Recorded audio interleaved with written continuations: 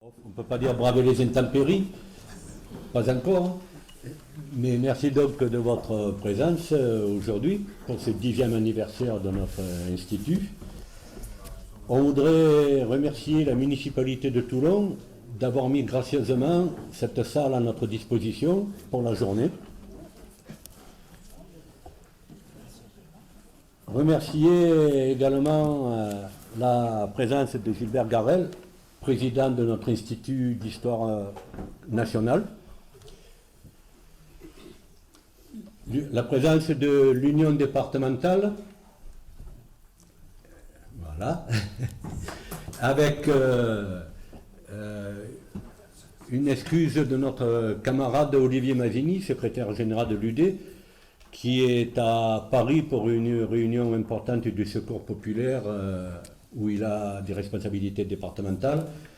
Il nous a fait un petit mot que je vous lis. Mes chers camarades, je tiens en tout premier lieu à m'excuser du fait de ne pas être présent auprès de vous aujourd'hui, étant retenu à Paris pour participer à des instances nationales.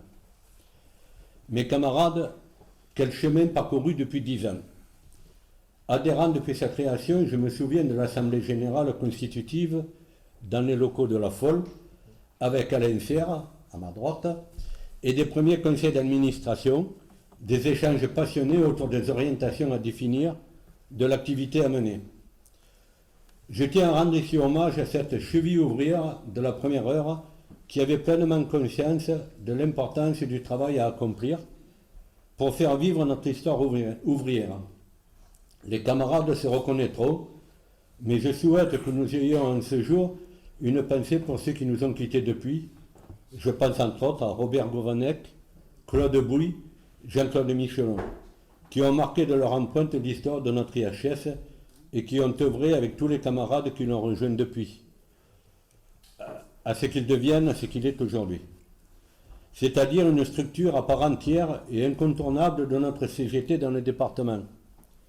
Si bien que nous avons probablement, toutes et tous, la sensation qu'il est bien plus ancien qu'il n'y paraît. Il va nous faire vieillir. Je tiens ici à remercier tout particulièrement son ancien président Alain Serre pour son engagement, sa ténacité et l'énorme travail réalisé pour qu'il en soit ainsi.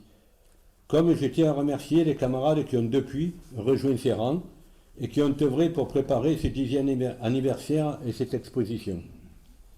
Merci également à Gilbert Garel, président de l'IHS national, qui nous honore de sa présence aujourd'hui. Je vous souhaite, mes camarades, de bons débats.